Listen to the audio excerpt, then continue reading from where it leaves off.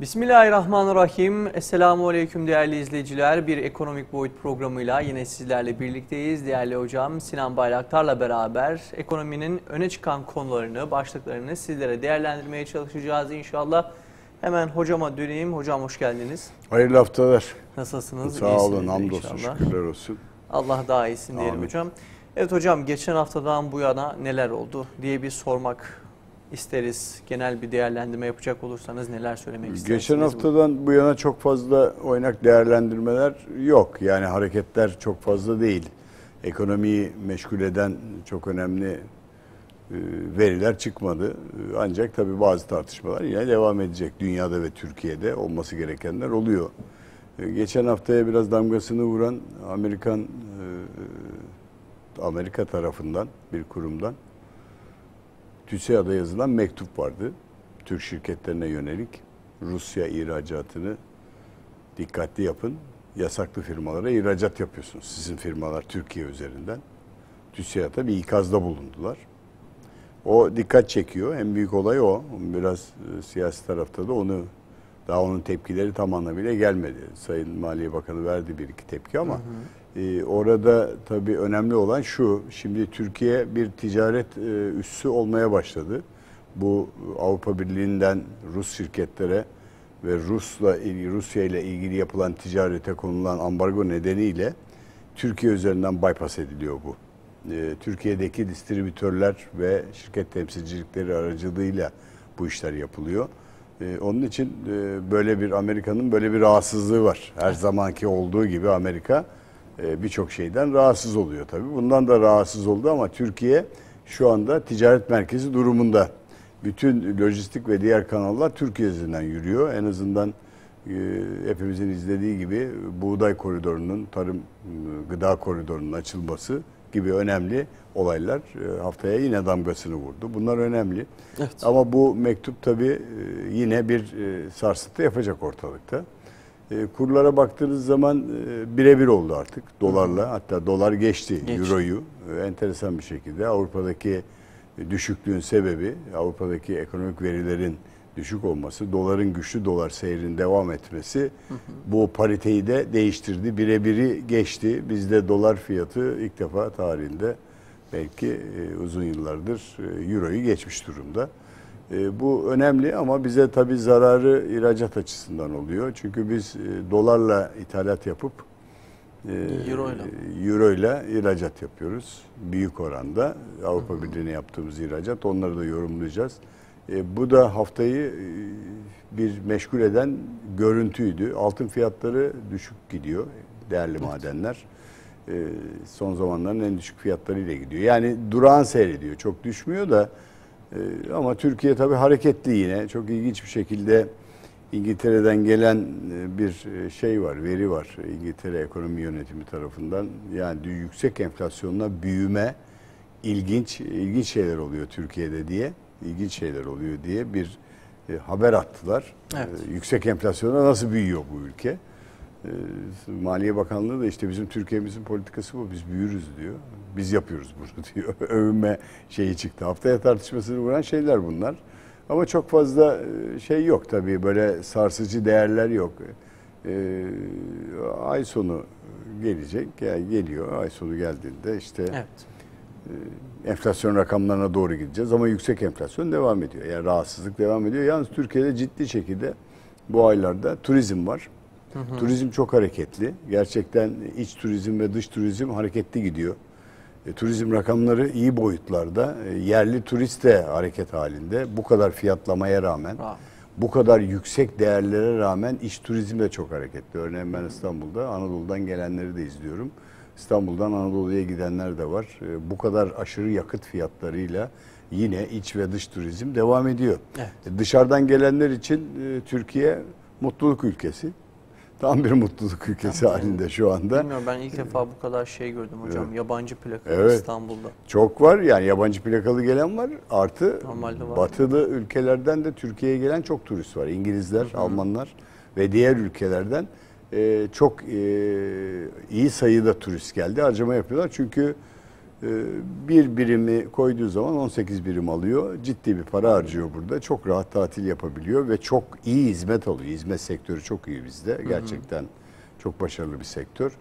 Otellerimiz ve diğer hizmet üniteleri oldukça yüksek. Tabii içerideki insanlar fiyatlardan yine şikayet ediyor. Haftanın en büyük olayı o. Çok durgun. Fiyatlar yükselmeye devam ediyor. Durmuyor. Durgun dediğim alışveriş durgun. Biraz sanki böyle stabil ekonomiye doğru gidiyoruz. Çünkü çok aşırı fiyatlamalar harcamaları biraz kesti ama e-ticarette falan yoğun harcamalar var. Orayı görebiliyoruz. Yani o taraf yine devam ediyor. Türkiye enteresan bir ülke. Hani soruyorlar bana, hocam battık mı? Yok, batmadık. Batar mıyız? Batmayız diyorum ben de. Batmaz. Yani enteresan bir ülke Türkiye. Gerçekten diğer ülkelerin dinamiklerine hiç benzemiyor. Diğer ülkelerin enflasyonuyla karşılaşma şeyimiz yok. Çünkü bizi bu enflasyonla karşılaştırdığı zaman diğer ülkelerde de enflasyon var demenin anlamsızlığını da ben her zaman yorumladım, biliyorsun. Ya onlarda da yüksek enflasyon var, bizde de var. O değil, öyle kıyaslanmaz o. Oradaki yüksek enflasyon %2 arttığı zaman rahatsızlık yaratıyor. Bizde %80 arttığı zaman ya fiyatlar çok artmış falan filan diyebiliyoruz. Haftanın tartışmasını vuruyor onlar. Ama harcamalarımızdan da kısma yoluna gideceğiz. Yani enerji tarafı gerçekten önümüzdeki işte Ağustos bitiyor. Eylül-Ekim ayları başlayacak. Yani kışa doğru gitmeye başladığında, son çeyreğe doğru gittiğimde, son çeyreğe girdiğimizde sıkıntılar başlayacak. Evet. Eylül, Ekim, Kasım, Aralık ayları son çeyrekte sıkıntılar başlayacak. Artı yani şükür ki pandemi yavaş gidiyor ama yine sağlık tarafında da mesajlar kışın bunun artışa geçeceği, yeni bir varyantın türeyebileceği, dikkatli gidilmesi yolunda ikazları var. Bunlar hep haftanın tartışmaları ama çok böyle aşırı böyle hareketli tartışmalar yok. Siyasiler kendi açısından tartışmalara devam ediyorlar. Onlar tartışacaklar, onlar birbirlerine laf atıp duracaklar. Yok işte onlar öyle, bunlar böyle diyecekler ama ben halkın geçim durumu ve ana sistem içindeki dönüşümüne bakıyorum. Önemli olan. Eyvallah hocam. Peki hocam, geçtiğimiz haftalarda genellikle gıdanın artışından bahsediyorduk. Gıdadaki enflasyondan falan bahsediyorduk. Bu hafta gayrimenkullerin fiyat artışından söz edelim istiyoruz. Evet. Çünkü kirası bile, bırakın satılığını, kirasında bile insanlar büyük bir zorluk yaşamaya başladı. Büyük bir sıkıntı çekmeye başladı. Bu sadece İstanbul değil, memleketin çoğu yerinde bu şekil. Yani artık doğuya da gitseniz ya da İç Anadolu'ya da gitseniz, Anadolu'nun herhangi bir köşesine gitseniz 2-3 liradan aşağı kira bulmakta biraz artık zorlanmaya başladınız. Böyle bir durum. Gayrimenkulde bir durdurata yok. Yani her geçen gün yükseliyor. Her geçen gün daha da fiyatında bir artış söz konusu oluyor. Ve gayrimenkullerde maalesef eğer fiyatları yüksekse, misalen söylüyorum 2 milyonluk bir daire ya da 2 milyonluk bir iş yerinin artışı çok daha yüksek seyredebiliyor. Yani işte devletin belirlediği %25'lik oranına göre kira oranı belki bu ama o orandan daha fazla bir artış söz konusu oluyor. Bu da enflasyona belki en büyük yansımalardan biridir diyebiliriz. Siz bu konu hakkında neler söylemek istersiniz? Orada iki türlü bir değerlendirmek lazım. Bir, gayrimenkulün hakikaten son enflasyonist verilerle korkunç artışı var. Yani enflasyondan kaynaklanıyor ve ama şöyle bir şey hocam, misalen söylüyorum, çok özür dilerim, lafınızı balla kesiyorum da enflasyon diyoruz ya %80 üzerinde. 500 bin liralık ev şu an 2 milyon civarlarını buldu. Evet. Yani. Evet. %300-400 artış var. Yani bu enflasyonla boyutlandırılamaz. Yani enflasyonun %100 artışıyla gayrimenkul fiyatını bir tutamazsınız. O hiçbir dönemde aynı olmaz. Evet. Bazen durgun gider, hiç artmaz. Bazen de böyle çok aşırı artar. İlginç bir şekilde Türkiye'de gayrimenkule talep var. Devam ediyor hala yüksek oranda. Bir de böyle bir tetiklendi bu iş. Yani al-sat işi yükselince, şeylerde inşaat maliyeti çok yükselince birim fiyatı çok yükseldi. Evet. Demir, çimentonun fiyatı, dolar kurları nedeniyle de çok aşırı boyutlara gelince, işçilik maliyetleri de artınca, ham madde fiyatlamaları, bir kere birim maliyetler çok arttı inşaatlarda. Bu şeye de yansıdı tabii. Arsa fiyatlarına da yansıdı. Arsa fiyatlarına yansıtınca, son bölümde zaten konuşacağız onu. Oradan tabii şeye doğru döndü. Bu arada en büyük problem gayrimenkuldeki fiyat artışları, kira artışları. En büyük sorun orada. Yani vatandaşın ödeyebilecek gücünü aştı bunlar ve bulamıyor yer. Bu arada tabii Ağustos ayı öğrenci yerleştirme açısından biliyorsunuz tercihlerin yapıldığı ve üniversitelerin şehirlerinin belirlendiği, öğrencinin 3-5 yıllık hayatını oluşturacağı yerlerin belirlenmesi dönemi üniversite açısından. Tabii bu da gayrimenkuldeki kira fiyatlarını tetikliyor öğrencilerin hareketleri nedeniyle. Malum yurtlardaki barınma belirli bir sayıda, özel yurtlar çok pahalı. Dönüyorlar kiralık ev aramaya gidiyorlar. Anadolu'da üniversite şehirlerinde aşırı kira fiyatlamaları geldi. Geliyor talep buluyor. Şimdi arz talep dengesi hep konuşuyoruz. Hani benim evim var, benim bir kızım var. Herkes ister alıcıyı ben seçerim deniyor. O noktaya geliyor olay. Şimdi benim bir evim var, kiracıyı ben seçerim. Verilen en yüksek fiyatı koyarım. Birisi tutuyorsa tutar. Evet. Şimdi orada tabii devletin koyduğu kira artışlarında %25 bir oran vardır. %25'ten yukarı çıkamazsınız diyor ev artışlarında. Ama bu öyle değil, öyle olmuyor. Realde onun yansımıyor. Orada tehdit unsurları devreye giriyor. Tabii. Ayrı sözleşmeler yapılıyor. Yani ben sana veririm burayı.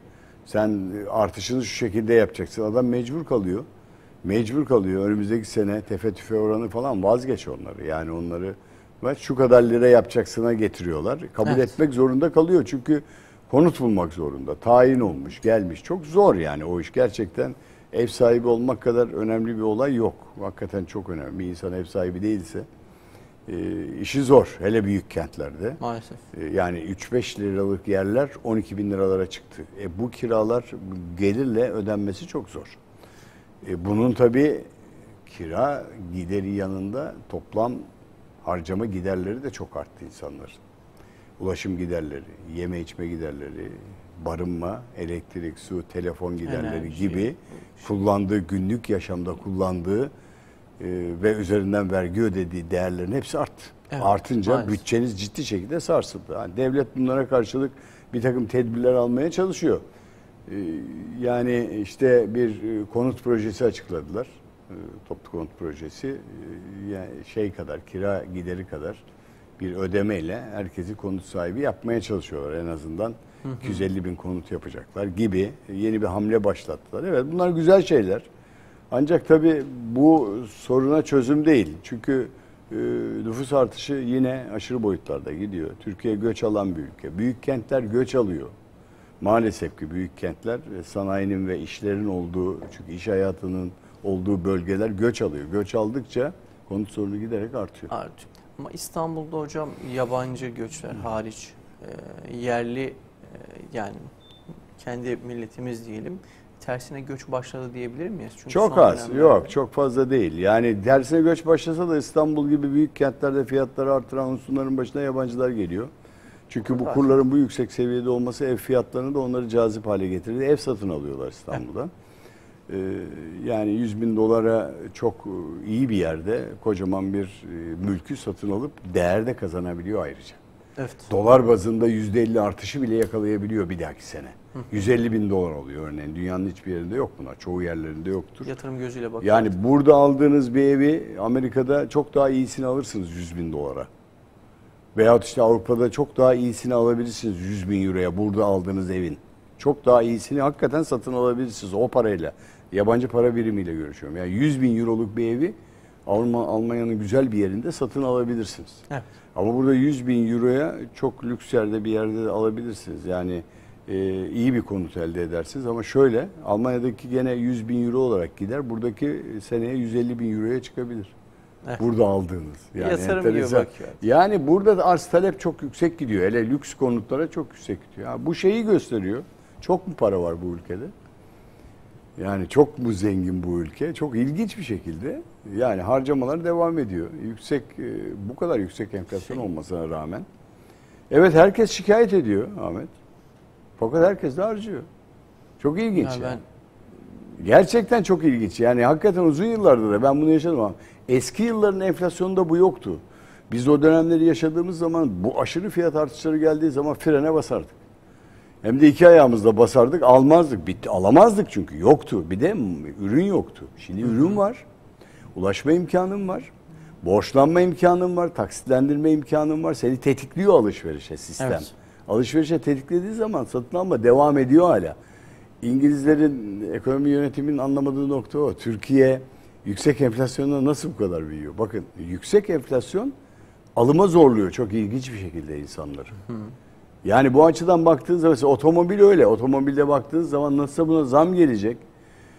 Yok da bir de ürün de yok. Yani bulunamazlık var otomobilde 0 kilometrede özellikle. Evet. Ve ikinci el fiyatı bir takım düzenlemeler yapılmasına rağmen düşmüyor fiyatı. İlginç bir şekilde birinci elde otomobil bulamayınca otomobile talep artıyor, sıra artıyor. Ve birinci el kurla değerlenip gene talep görüyor. Evet. İlginç olan tarafı burası. Tabii bunların hepsi gidiyor büyüme rakamlarına yansıyor. Bu hizmet sektöründeki bu alışveriş tutarları ve bu rakamların artışı gidiyor büyüme rakamlarına yansıyor. Hani İngilizlerin anlayamadığı şey bu. Ya bu kadar yüksek enflasyonda nasıl büyüyorsunuz? Mesela geçen gün bir haber okudum ben. Çok ilginç geldi bana. İngiltere'de yaşam tarzı şeyde geçer. Ev hayatında geçmez. Pub'larda geçer. Pub'lar vardır İngiltere'de. Onlar akşam işten çıkarlar. Bir pub'a giderler. Pub dedikleri kafe gibi bir yerdir. O kafede yerler içerler. Belirli gittikleri yerler vardır. Şimdi %70'i kapanma tehlikesiyle karşı karşıya diyor haberde. Nedeni de şu. Yüksek enerji fiyatları, elektrik fiyatlarıyla maliyetleri karşılayamıyorlar. İşçilik giderleri çok yükselmeye başladı ve dolayısıyla bu pub'lar kapandığı zaman İngilizler ne yapacak? Çünkü evde yemek yeme ve pişirme alışkanlıkları yok. Birbirleriyle yaşama alışkanlıkları yok. Yani çünkü bir oda bir sofa falan öyle yaşıyor onlar. Çünkü küçük evler. Öyle büyük ev çok lüks İngiltere'de. Ve dolayısıyla eski evler İngiltere'de misafirlik falan yok. Yani biz birbirimize gider yemekler yeriz, kebaplar yaparız falan. Onlarda öyle bir şey yok. Oralara gidiyorlar. Şimdi oralar kapandığı zaman iş tehlike boyutuna gidiyor. Yaşam tarzı değişecek. Yani fish and chips vardır İngiltere'de. Balık ve chips, patates. O bile fiyatı artmış. Onu bile yiyemiyorlar. Şimdi aşırı enflasyon var. Aşırı enflasyon dediğim zaman %100'den bahsetmiyorum. %8-9. Fiyatlar artınca Bizim kadar değil yani. ama gelir artışı yok onlarda. Biz mesela asgari ücrete zam yapıyoruz, öbürüne zam yapıyoruz. İşte erken emeklilik konuşuyor. Bankalar emekliye promosyon veriyorlar falan filan. Bir sürü işler var bizde. Ek gelirler var. Kiracıya zam yapıyoruz. Tarlanın fiyatı artıyor. İşte enflasyondan para kazanıyoruz biz. Para kaybettiğimizi kimse düşünmüyor. Büyük de para kaybediyoruz. Yani hani değerini veriyorum ya 1000 liralık yeriniz var sattınız ben vazgeçtim dediniz 1100 lira diyor size adam vazgeçtiniz. Kendi evinizi 100 bin liraya farklı alırsınız. Enflasyon bu. Şimdi onlarda öyle bir şey olmadığı için kıyaslama yapamıyorsunuz. Yani İngilizlerin belki yabancı ekonomilerin çok yorumlayamadığı tutar bu. Mesela fiyatları çok artmasına rağmen alışveriş hala devam ediyor. Bir şeyde düştü sadece pazarlarda, semt pazarlarında biraz seyreklik var. Şöyle seyreklik var. Alışverişe giden sayısı azaldı. Hem yazlığa gidenler var büyük kentlerde. Hem de meyve sebze fiyatı çok pahalı olduğu için esnafla konuşuyorum getirmiyorum diyor. Satamıyorum diyor çünkü. Elimde kalıyor diyor. Almıyorlar diyor. Çünkü meyve pahalı. Ben çok az miktarda alıyorum ve pazara da gelmiyorum. Tezgah açmıyorum diyor. Baktım pazar seyrekleşmiş. Evet. 2 haftadır böyle alışveriş düşmüş herhalde. Normal değil mi hocam? Şu an baktığımızda yaş sebze ve meyvede fiyatlara bakıyoruz. Şu an 15 liradan aşağı bir şey yok. Tabii işte alamıyor. Benim evim oradaki pazarda misalen söylüyorum öyle bir şey yok. Yani canımız bir incir çektiğinde şu an 25-30 liradan aşağı incir yok. Ama şöyle pazarcı diyor ki ben 20 liraya alacağım inciri. Halden diyor. Evet. Getireceğim, nakledeceğim bunu diyor. Ya da 15 liraya alacağım inciri. Ondan aşağı alamıyorum diyor. Örnek veriyorum sana. Getireceğim pazara, nakledeceğim. Buna taşıma parasını ben cebimde ödeyeceğim. Mazotunu ben pazara koyacağım. Zaten bir günlük satamazsam elimde kalıyor. Ertesi gün incir gitti. İnciri gider. Dolaba koyamam ben bunu diyor. Ve dolayısıyla vatandaşa getirdiğim zaman ben kaça satacağım bunu? Üzerine kaça koyacağım diyor. 20 liralık aldığım şey 25-30 lira diyeceğim ve kaç kilo satacağım. Dolayısıyla ürünü 2 kasa alıyorum alamıyorum bile diyor. Mal getirmiyorum. Yani şey bozuluyor. Bu sefer geriye doğru bir deformasyon yaşanmaya başladı. Evet. Yani şeye doğru gideceğine eminim. Dezenflasyon denilen fiyatların düşmesine doğru gidecek. Ama üretici onun fiyatını indiremiyor. Ama bazı şeyler gerçekten ahlak normlarını bozucu fiyatlamalar var. Yani o endekslerin dışında adam öyle kafasına göre bir yani şey olarak baktığımızda bazen hani televizyonlarda haberlere de yansıyordur. Yani üreticiden işte 1 liraya 2 liraya mal olan çıkan, Evet. tarladan çıkan ürünün işte semt pazarlarında 9-10 liralara kadar çıktığını, hatta marketlerde 15 liraları kadar bulduğunu da biliyoruz. Bir de şöyle bir problem de var hocam. Hani ahlaki problemleri artık söylemekten bıktık belki ama. Yok yani hakikaten ahlaki problem önemli. Buna el konulması lazım. Yani bunun denetlenmesi biraz zor ama örneğin yani 100 liraya lahmacun satmaması gerekiyor bir adamın. Evet. Örnek veriyorum. Yani çok aşırı fiyatlamalarla. Mesela bir yere gidiyorsunuz. Geçen gün hakikaten dokundu. Bir düğüne gittim. Koca bir kır alanı. Kocaman bir para vermiş, düğün sahibi vermiş. Orada koca boşlukta bir alan var. Bu sefer otopark hizmeti alıyor sizden. Bedel istiyor. Yani gerçekten anlamsız geliyor bana. Bu yani şeyden ben buldum kazı nasılsa yoluyum hesabına getiriyor. Vatandaş böyle çifte katmerli olarak ödemek zorunda bırakılıyor bazı şeyleri. Bunlar insanlara ağır geliyor. Bunlar tamamen satıcılar tarafından oluşturulmuş banket gelirleri, enteresan bir şekilde böyle çifte gelir katlamalara gidiyorlar ve bunlar da tabii vatandaşın şeyini bozuyor, dengesini bozuyor. Evet. Yani 3 kuruş 5 kuruş demeden ama bütçenize girdiği anda sizin bütçenizde o kadar büyük bir artış yok. Evet. Bu gelirler, bu giderler sizin bütçenizin de büyük bir delik açıyor. Sonra farkına varacaksınız bunun. Örneğin sizin açık unuttuğunuz bir lamba veya çok açık unuttuğunuz veya çok fazla harcadığınız bir suyun maliyeti çok aşırı boyutlara gidiyor. Bakın taşıma ücretlerine, servis ücretlerine zam yapıldı. Okul ücretleri geldi. Okul zamanı şimdi veliler düşünüyorlar. Ben çocuğumu nasıl göndereyim, nasıl yapayım? Ve çok ilginç bir şekilde bunlar bütçede büyük delikler açmaya başladı. Evet. Haftanın olayları dediğimiz zaman bunları konuşmamız gerekiyor. Yani kesinlikle. Burada devlet, ben tarım kredi kooperatifi açtım. Orada ürünleri düşürdüğümde olmayacak bu işler. O zaman her mahalleye siz mağaza zincirleri gibi, zincir marketler gibi her yere açacaksınız. O da ne yapacak biliyor musunuz o zaman da? Dükkan fiyatlarını tetikleyecek. Gayrimenkul fiyatlarını tetiklemeye başlayacak bu sefer. Yani bu şeyle bir şeyle mücadele ederken bir şeyin artışını engelleyemiyorsunuz. Bir yer hocam bu tanzim satış noktaları vardı. Vardı. Evet. Pazar gibi merkezleri adı tanzim satıştı. Tanzim satışı. Ve hakikaten iyi fiyatlarla gidiyordu. Yapılabilir.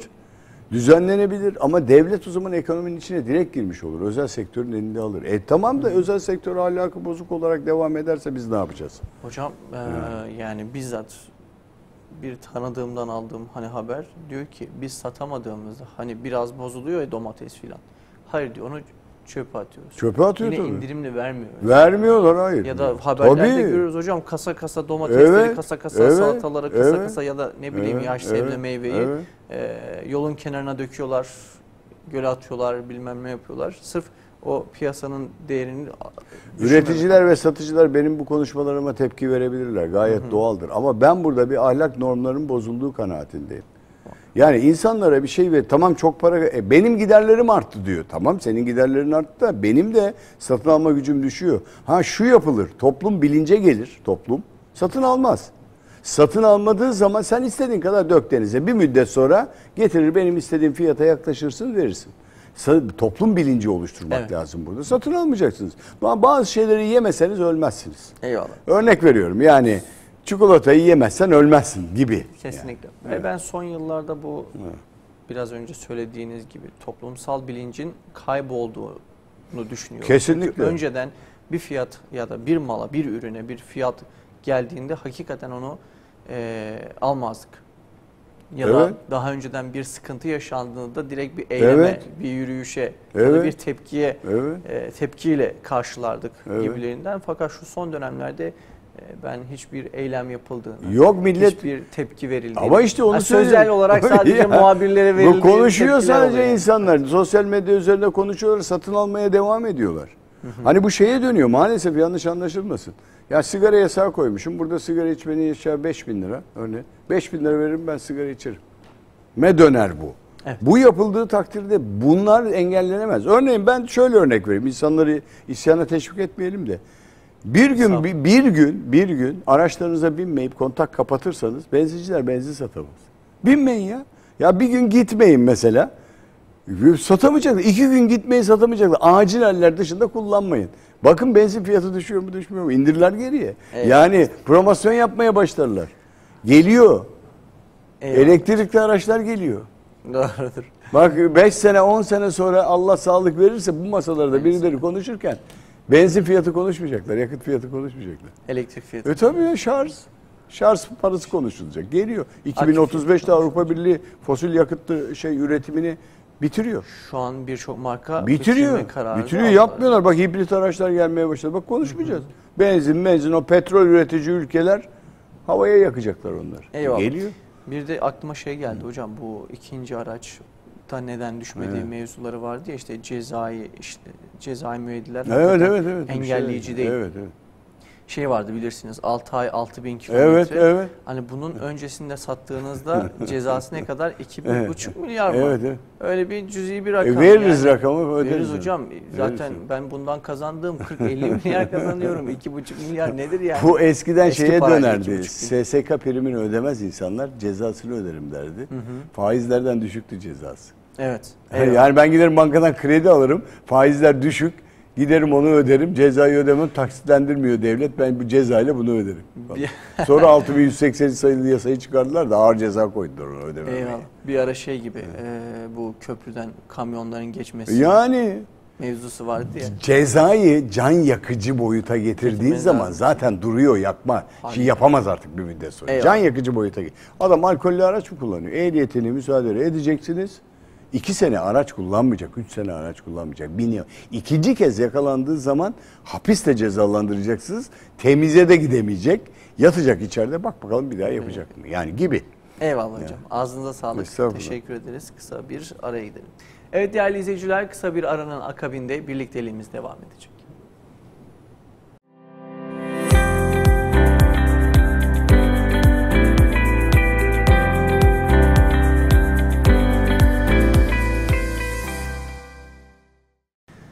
Evet değerli izleyiciler, kaldığımız yerden devam ediyoruz. Değerli hocam Sinan Bayraktar'la beraber ikinci bölümde dünya ekonomisini ve enflasyonunu konuşacağız. Hemen hocama tekrardan döneyim hocam.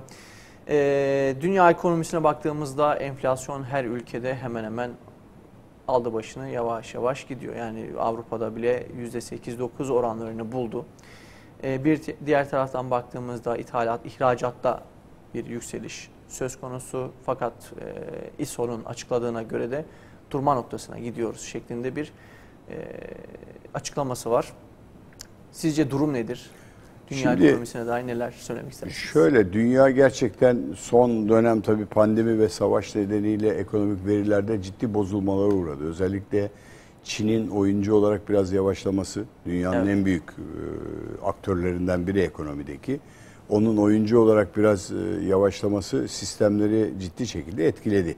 Yani ana organlar durunca diğer organlar da yavaşlar. Şimdi Avrupa Birliği'ndeki bu savaş nedeniyle ve doğalgaz sorunu nedeniyle üretimdeki sıkıntılar yansımaya başlayacak önümüzdeki dönem. Bu ay başından itibaren Rusya'nın 3 günlük gaz kesişi, Almanya'ya gazı durdurması var. O ciddi şekilde bir sorun yaratıyor ama Almanya biz bunun tedbirini aldık gibilerinden bir şeyler söylüyor. Dolayısıyla bunlar Avrupa'da üretimin durma noktalarına doğru gidebilir, resesyon yaratabilir düşüncesiyle işte Euro'nun düşüklüğü geliyor. Dünya ekonomisindeki rahatsızlıklar bunlar. İlk defa Avrupa Merkez Bankası faiz artışı talebinde bulundu ama dünyada hakikaten hem Amerika'dan kaynaklanan hem Avrupa Birliği'nden hem Çin'den kaynaklanan ekonomik bozulmalar var. Küresel boyutta sistem rahatsız.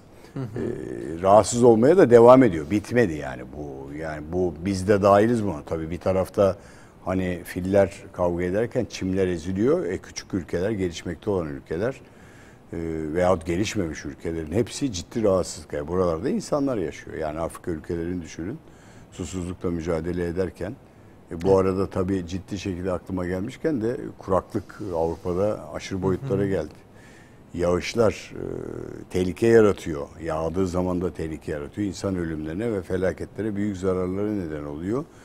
İtalya son yüzyılların en büyük kuraklığını yaşıyor.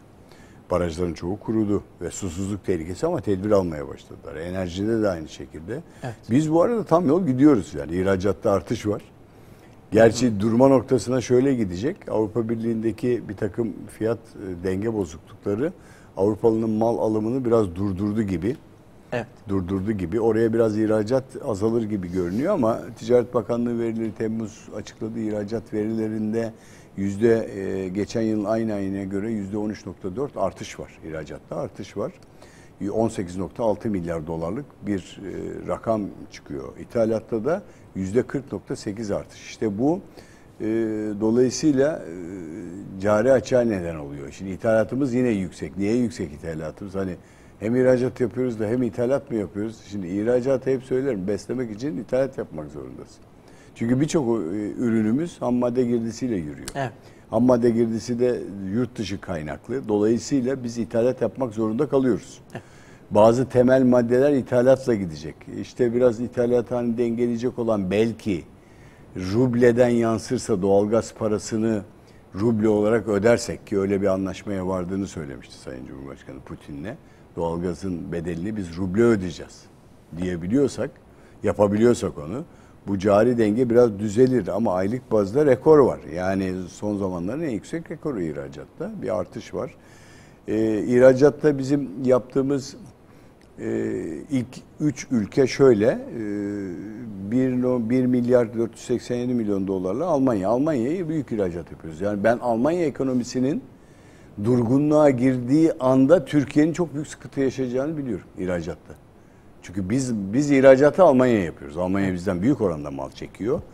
%24,8 artış 1 milyar 318 milyon dolarla Amerika Birleşik Devletleri'ne ihracat yapmışız. Orada bir artış var. %3 artışla 1 milyar 17 milyon gibi bir rakam var. Orada da İngiltere'ye yapmışız. Bakın 2 tane Avrupa'ya yaptığımız ve Amerika'ya yaptığımız ilk 3 ülke. En çok ihracat yaptığımız, ithalat yaptığımız ülke Rusya. Rusya'dan mal alıyoruz bu arada. Evet. Yani Rusya'yla şeyimiz iyi, ilişkilerimiz iyi. Oradan bu ülkeden ithalat %78 artmış. Rusya'dan çok mal almışız. Burası da ilginç. Bunun içinde buğday mı var, başka bir şey mi var bilemiyorum. Rusya'dan çok mal alıyoruz. 4 milyar 369 milyon lira. Belki savunma sanayinin ürünleri var bunun içinde aldıklarımız. Olabilir. O da olabilir. %43,2 artış var. 3 milyar 805 milyon dolarla gene Çin'den alışveriş yapmışız. İthalat oradan gelmiş gene. %9,3 artışta da 1 milyar 700 milyon civarında da Almanya'dan ithalat yapmışız ama Rusya ile ilişkilerimiz iyi gidiyor. Bak %78 oranında Rusya'dan mal alıyoruz. Bu ne demektir? Rusya'daki firmalar ihtiyaçlarımızın büyük bölümünü oradan görüyorlar demek. Onlar da bir yerlerden aldıklarını bize satıyorlar. Şu anda ticaret dengemiz iyi. Temmuz ayın geçen dönemine göre artış olduğuna rekora doğru gidiyoruz. Yani 250 milyar dolarlık ihracat hedefi yakalanacak gibi görünüyor. 243 milyar dolara çıktık uçtan uca Temmuz ayı ihracatında. Son çeyrekte biraz daha fazla ihracat yaparsak 250 milyar dolar hedefini bulabiliriz. İthalat da artacak, cari açık da artacak. Kurlar yukarı. Rekabet edilebilir fiyatlar var şu anda. Ancak durabilir noktasında da onun ikazı var. Şeyler çok yükseldi, maliyetler. Avrupa'da da bu gaz sıkıntısı ve imalat nedeniyle otomobil ithalatı yavaşlayacak. Avrupa'dan alamayacağız. Üretemiyorlar çünkü. Bir takım ihracat ve ithalat rakamlarında dengesizlik çıkabilir önümüzdeki aylarda değil. Sonun ikazı da oradan geliyor. Bu tabii de yansıyacak. Önemli ölçüde yansıyor. Hani bir ara bahsettim onu ilk konuşmamızda. Turizm gelirleri iyi oranda yansıyacak Türkiye'ye. Özellikle Orta Doğu'dan gelen turistler ihracat rakamlarını şişiriyor. İyi alışveriş ediyorlar. Arap ülkelerinden gelenler, Orta Doğu'nun tümü. Onlar para harcayan bir kesim baktığınız zaman. Yani Avrupalı turistlere nazaran daha çok para bırakıyorlar. Harcıyorlar, alışveriş ediyorlar. Edirne'de yapılan ticaret gibi gümrük pasaportu kaldırdılar giriş çıkışlarda. Bulgar vatandaşları kimlikle içeriye giriyorlar. Alışveriş edip çıkıyorlar dışarıya. Evet. Bunlar hep ihracat rakamlarına yansıyor ama. Yani bunlar pasavan geçişlerde de. Türkiye bu konuda ihracatta iyi bir ülke. Şimdi hani coğrafya kader midir, değil midir? İyi bir noktaya gider miyiz, gidemez miyiz tartışmaları hep yapılıyor 2023'e doğru giderken. Belki Türkiye'nin mahkus halini değiştirecek olan bir takım şeyler önümüzdeki dönemlerde önümüze gelebilir. İyi bir enerji üretebilirsek, yani doğalgazlar çıkarsa o gemilerin sondajlarından falan, petrol falan gibi biz önemli ölçüde atılım yapabiliriz. Ancak tabii içeride rahatsızlık aşırı boyutlarda. Vatandaşın geçimi aşırı boyutlarda. Yani şu şeye ben de katılmıyorum. Türkiye'de açlıktan ölen kimse yok. Ya yok yani açlıktan öldü bu adam diye böyle bir takım şeyler, spekülatif şeyler yapıyor. Ya Türkiye'de açlıktan kimse ölmez. Birileri birilerine bakar. İdare ederiz. Aç kaldı ölmez. Bir ekmek veririz biz. Biz Avrupalılar gibi değiliz. Ha, aç evet doğru, karnı doymuyor adamın. Bak bu da yanlış anlaşılmasın. Açlık derken geçinemiyor. Beslenemiyor.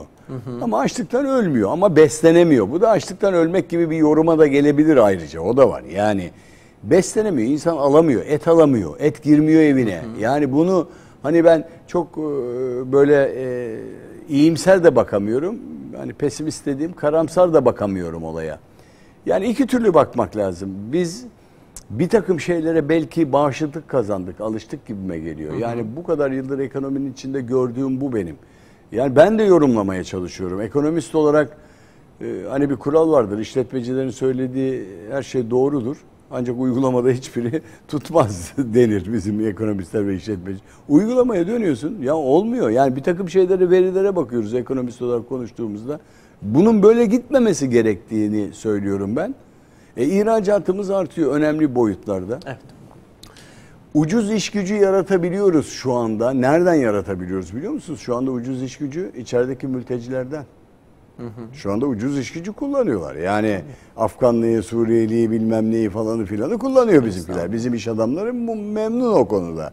Yani vasıfsız işçi konumunda kullanıyorlar onları. En çok sistem edenler ama en çok kullananlar da onlar. Ama şeye dönüyorsunuz, çoban bulamıyorum diyor. 15 bin lira ilan verdim, çoban bulamadım ben diyor. Çoban bulamıyorsunuz. Yani evet. O da var işin içinde. Şimdi baktığınız zaman bazı şeyler acaba sorusunu getiriyor. Ya bu ülkede evet para başka yerde mi? Para mı giriyor bir yerlerden? Enteresan bir şekilde gelir artışı mı var? Hakikaten Türkiye bu konuları diğer gelişmiş ülkelerle, gelişmekte olan ülkelerle kıyaslanamayacak boyutta. Yani şöyle, kayıt dışı ekonomi var. Kayıt dışı ekonomi yadsınamaz bir gerçek bu ülkenin. Yani bugün evinizde hiç ekonomiye kıymeti yansımayan altınlarınız vardır. Evet. Kıyıda köşede dolarlarınız, paralarınız vardır sizin, yabancı paralarınız vardır. Bir anda onlar devreye girer ve işlem yaptırır size onda. Mesela bir işçilik yapar, hiç fatura kesmez, 1000 lira 2000 lira alır, evinize fayans yaptıracaksınız. Gelir. O bir gelir, enteresan bir gelirdir. Yani çok ilginç gelirler var Türkiye'de. Dolayısıyla bunlar besliyor bu ülkeyi. Görünmeyen gelirler var. Yani onun için kimse aç kalmıyor. Yani ben bakıyorum çok ilan görüyorum, iş ilanı görüyorum. Yani bizimle çalışmak ister misiniz şeklinde ilanlar var. Şimdi dünya bu şekilde değil. Ama Türkiye, Anadolu kentleri de bu şekilde. Yani bugün tarımda çalışacak işçi bulamıyorum diyor ben diyor. İşçiyi bulamıyorum diyor. Ben tarımda çalışacak işçi bulamıyorum diyor. Devletin baktığın zaman verdiği tarım fiyatları tatmin eder vaziyette mi? Onu tartışıyorlar. Fındık toplamaya adam bulamıyorum diyor bu sefer. Yani 750 lira günlük yemeye veriyorum, 300-400 lira yemeye veriyorum, adam bulamıyorum diyor. Şimdi bir taraftan buna bakıyorsunuz, bir taraftan da ben geçinemiyorum diyorsunuz. Şimdi aç kalan insan bir yerde gider çalışır, 3-5 kuruş kazanır, geçinir. En azından bedensel şeyle. Evet. Türkiye bir de sosyal bir devlet. Çok fazla yardım yapıyor. Bakın emeklilerin aldığı promosyonlara. Dikkat edin, dünyanın hiçbir yerinde yoktur yani bu. Bizde var. Emeklilere promosyon veriyor bankalar maaşa.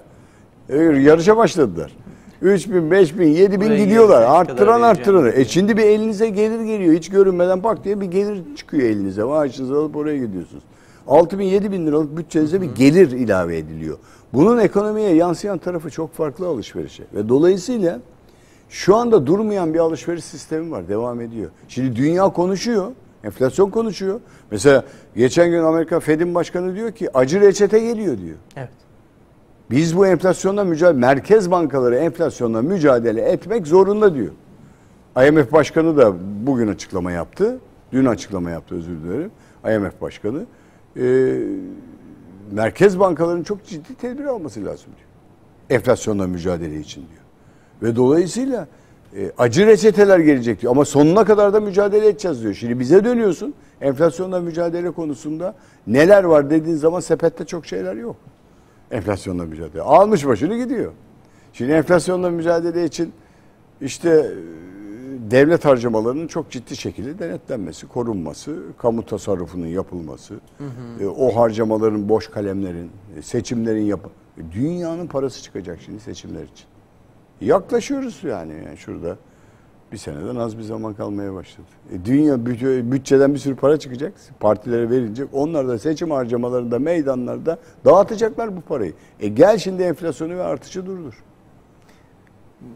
Misalen Verdikçe durduramazsınız. Yok. Durmaz. Kısmanız gerekiyor. Bütçenizi kısacaksınız. Maaşları Amerika'da enflasyonu artıran nedir? Bedava para dağıttılar pandemide. Amerika'da enflasyon onun için arttı. Yani 4 milyar dolar siz halka 3 bin dolar çekleri dağıtırsanız onlar da oturduğu yerden çalışmadan gider alışveriş ederler. Satıcı da diyor ki nasılsa ben malı rafa koyuyorum. Biraz fiyatını 3-5 oynatayım diyor. Mal da yok bu arada. Ya Çin'de ucuz mal göndermedi. Bir de o var ya bir de yok satmak var. Bir anda fiyatlar yükseliyor. Avrupa'da öyle. Aynı şekilde.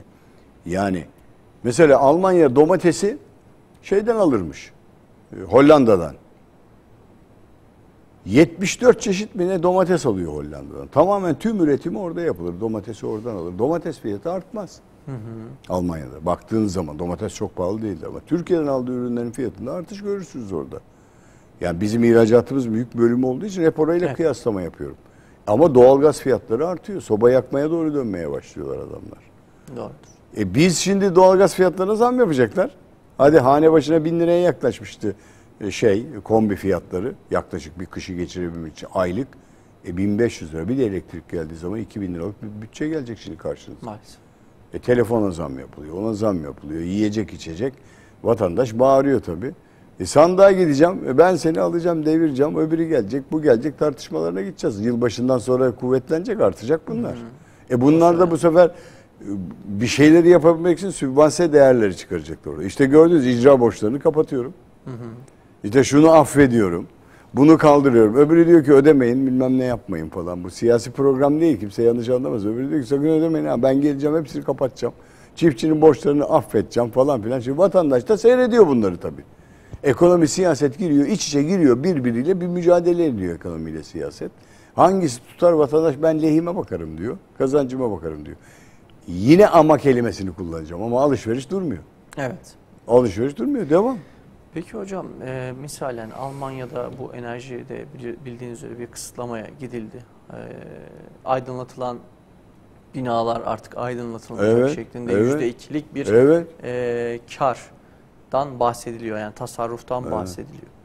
Türkiye'nin enflasyon oranı bu kadar yüksekken hala baktığımızda maalesef o kadar çok israf var ki hani biraz önce saydığınız kalemler bunların belli bir kısmı diyebiliriz. Türkiye bu enflasyonla baş etmesi için neler yapması gerekir ya da bu enflasyonla nasıl başa çıkacak? Yani %80'ler çok büyük bir rakam. Çok büyük rakam. O %80 TÜİK'in fiyatı. Bir de TÜİK'in fiyatı evet. Ya TÜİK'i eleştirmiyorum da TÜİK'in fiyatı. Doğrudur. Tabii. Tamam doğru olduklarını kabul ederim ama 80. Merkez Bankası yıl sonu hedeflemesi 70. Evet. Dolar kuru 20 lira. Nasıl düşürecek enflasyonu Merkez Bankası? Ben de soruyorum aynı soruyu. Yani. Ne yapması lazım? Sıkı para politikasına gelmesi lazım. Parayı kesmesi lazım. Para arzını daraltması lazım. Harcamayı kısması lazım. Taksitleri kaldırması lazım. Enflasyonu düşürebilmesi için. Taksitle alışveriş. Şimdi döneceksiniz bunları kapattığın zaman firmalar zora girecek. Ben satış yapamayacağım. Ben şimdi çayı 30 lira içeceğim kafede oturmayacağım ben. Evet. Tamam mı? Atıyorum rakamları. Kötü rakam söyledim. Ama ben bunlarla karşılaşıyorum. Ya mekan parası alıyor adam ya. Yani bunlar çok yüksek bedeller. Bak sevgili Ahmet bunlar hakikaten enflasyonda maalesef ahlakı bozdu. 2 tane Türk kahvesi içiyorsunuz. Yanınıza birer bardak su getiriyorlar. Kenarına bir tane lokum koyuyorlar. Kahveye 30 lira yazıyorlar. 30-60. 2 de soda içerseniz 100 küsür lira para veriyorsunuz. 2 kişi. 2 kişi. Hadi biraz daha üst düzey bir mekana gittiğiniz zaman bu rakam 200 liraya çıkıyor. Şimdi bu normal orta kesim bir insanı da zorlar, rahatsız eder. Tamam para harcanmak içindir evet. O adamın da giderleri vardır. Evet ama bu değil o. Evet. Yani bu maalesef suni yaratılmış bir takım nasılsa gidiyor yapılmış bazından fiyatlama. Ben buna karşıyım. Bu nasılsa yapılan fiyatlama biraz ahlakı. Bu ahlak normunu ben mi tutturacağım? Ben miyim enayi diyor adam. Ben de zam yaparım diyor. Benim rakibim de yapıyor. 15 liraya çay içiyorsunuz. Lahmacun tartışması yapılıyor. İşte 3 lira 5 lira tartışması yapılıyor. Adam diyor ki 5 liraya lahmacun satan sahte ürün satıyordur. İçine et koymuyordur, domates koyuyordur falan. Ama 80 liraya da lahmacun satılmaz kardeşim bu ülkede. Yani gibi bir takım şeyleri, Ahmet, bir şeyleri biz kendimiz düzeltmemiz lazım. Devletin cezalarının çok ağır olması lazım. Yine geliyorum şeylere, normlara. Avrupa Birliği'nde de enflasyon var. Bakın, savaş söylentisi çıktığı zaman Almanya'da ayçiçek yağı kalmadı. Marketlere hücum ettiler. Bitirdiler, aldılar. Ayçiçek ithal edemeyeceğiz. Söylentileri, haberleri, ya onlar da insan. Aynı şeyleri onlar da yapıyorlar. Evet. Yani onlar gökyüzünden zembille inmediler dünyaya. Onlar da aynen bizim gibi ihtiyaçları olan insanlar. O da zam gelecek korkusuyla stok yapıyor, gidiyor alıyor. Benim insanım da yapıyor. Evet. Ama benim insanım bunlara alışık. Bir yerlerden gelir elde ediyor, bir şeyler yapıyor, yaşamını sürdürüyor. Biz bağışıklık sistemine alıştık. Bak, kızıyor sağlıkçılar bana. Bana sağlıkçılar şimdi bana şöyle serzenişti. Hocam 22 tansiyonlu adam ölür. Ölmez diyorum. İdare ediyor 22 tansiyon. 22 tansiyonla ölmez, idare ediyor. Yani zaten bir tarafına felç gelir, sakatlık olur da biz 22 tansiyonla yaşamaya devam eden bir toplumuz. Hep bunu kullanıyorum. Yani komedi tarzında ya nasıl idare ediyoruz? Hakikaten enteresan bir şekilde idare ediyoruz abi. Bu bütçeleri nasıl idare ediyoruz? Gidiyor, bir türlü gidiyor. Ama büyük delik açıyor. Keyfimizden, fedakarlıklarımızdan, konfor alanlarımızdan geriye doğru düşmeye başladık. Evet, bu doğru.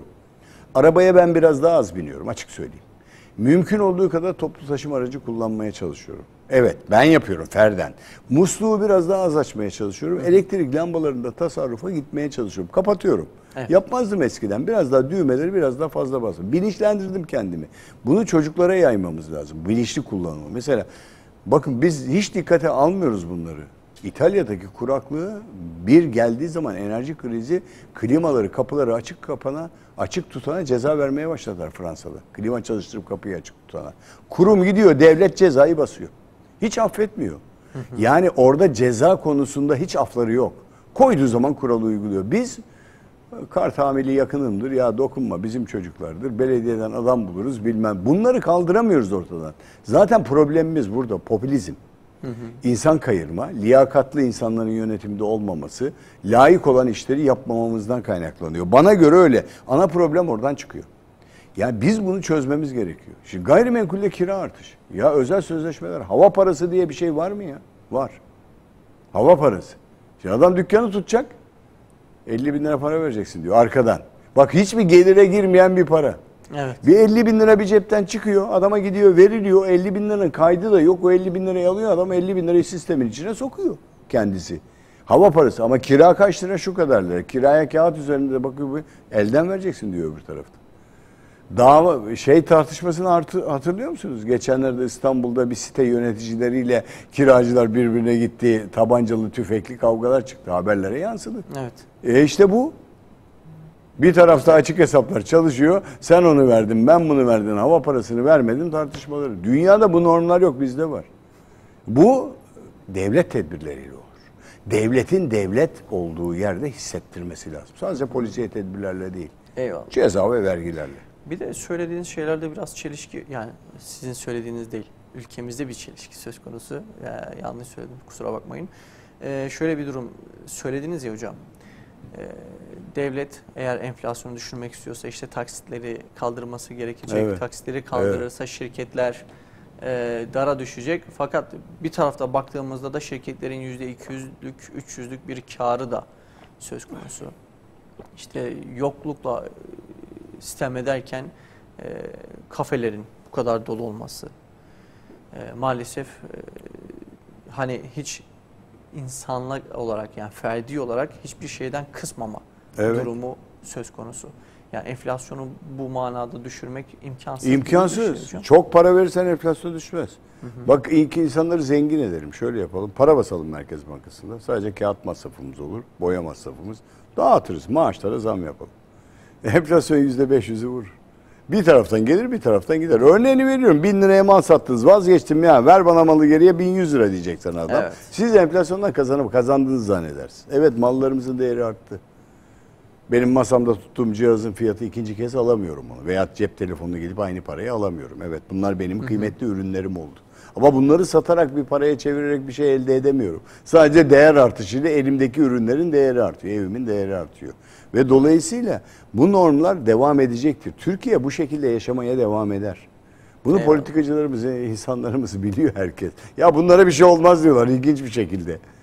Çok ilginç ya, bunlara bir şey olmaz ya, bunlar ölmez ya. 22 ile ölmeyiz. Ölmez ya, 22 ile yaşar diyorlar ya. Ben de bunu hayret ediyorum ha. İngiltere'de dedi ki ya siz yüksek enflasyona büyüme gelecek. %4 büyüme gelecek. Nasıl yapıyorsunuz bunu ya? Bizim Maliye Bakanı diyor ki bizim formüllerimiz var kardeşim, sen anlamazsın diyor bu işte. İşte enteresan tarafı orası. Hakikaten enteresan.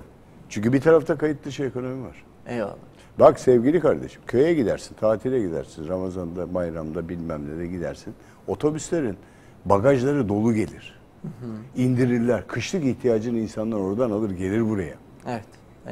Bunlar ekonominin farklı bir versiyonları çalışıyor arka planda. Yani bugün benim teyzem elini koynuna bir sokar, hop 3 tane cumhuriyet çıkarır oradan, ortaya koyar, bir anda bir bakarsın ki ekonominin şekli değişir. Burası Türkiye, buradaki endekslerin hiçbiri tutmuyor. Bugün firmalarda da aynı şey var. Firmalara bakıyorsun, bir taraf ağlıyor, bir taraftan da bakıyorsunuz ki harcamalar devam ediyor, yatırımlar devam ediyor. Ne güzel ya, adam yeni fabrika yapıyor, bir şeyler yapıyor.